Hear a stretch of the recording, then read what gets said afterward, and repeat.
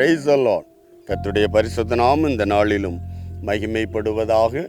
நாம் இணைந்து இந்த நாளையும் காணும்படி உதவி செய்த தேவனுக்கு நன்றி செலுத்துகிறேன். சங்கீதங்களின் புஸ்தகம் 34ஆம் அதிகாரம் அதனுடைய 5வது வார்த்தையை வாசிக்கிறேன். அவர்கள் அவரை நோக்கி பார்த்து பிரகாசம் அடைந்தார்கள், அவர்கள் முகங்கள் வெட்கப்படவில்லை. தேவனை நோக்கி பார்த்து பிரகாசம் அடைந்தார்கள், அவர்கள் முகங்கள் வெட்கப்படவில்லை. எந்த ஒரு தேவ பிள்ளை தேவனை நோக்கி பார்க்கிறார்களோ, ஆமென், அந்த தேவ பிள்ளையின் வாழ்க்கையில் வெட்கப்பட வேண்டிய, நிந்திக்கப்பட வேண்டிய அல்லது அவமானப்பட வேண்டிய சூழ்நிலைகள் தான் அவருடைய கிரியைகள் நிமித்தம்.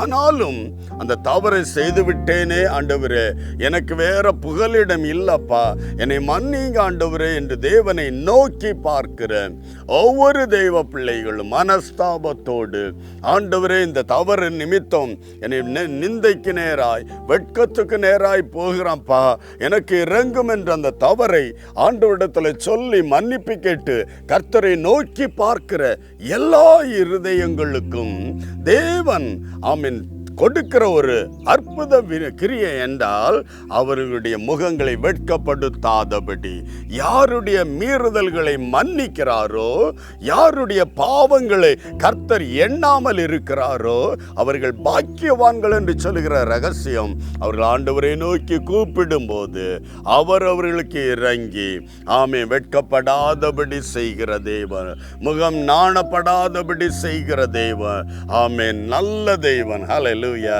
தன்னுடைய குற்றங்களை அறிக்கை செய்து விட்டு விடுகிறவனுக்கு இரக்கம் பாராட்டுகிற கர்த்தர் அவர். இந்த கால வேளையில வெட்கப்பட வேண்டிய நிலைமையில் புலம்பி அங்கலாய்த்து நிற்கிறாயோ, இந்த கால வேளையில் ஆண்டவரே எனக்கு இறங்கும் அப்பா, ஒரு சிக்கல்ல மாட்டி இருக்கிற ஆண்டவரே, என்னுடைய குறைதான்ப்பா, என்னுடைய மீறுதல் தான்ப்பா, என்னை மன்னிங்க ஆண்டவரே, வெட்கப்படாதபடி இந்த நெருக்கத்தில் என்னை விடுதலையாக்கும் என்று கேள். கர்த்தர் இறங்குவார் நிச்சயமாய்.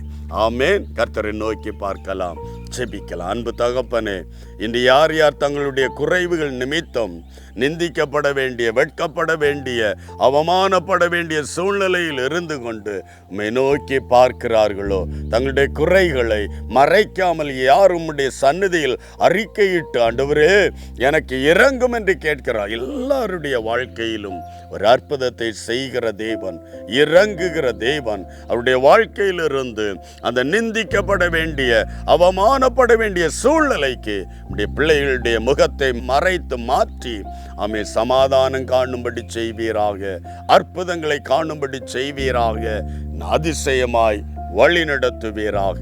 கர்த்தர் அப்படி செய்யப்படுறதுக்காக நன்றி. இயேசு கிறிஸ்துவின் மூலம் ஒப்பு கொடுத்து ஜெபிக்கிறோம் நல்ல பிதாவே.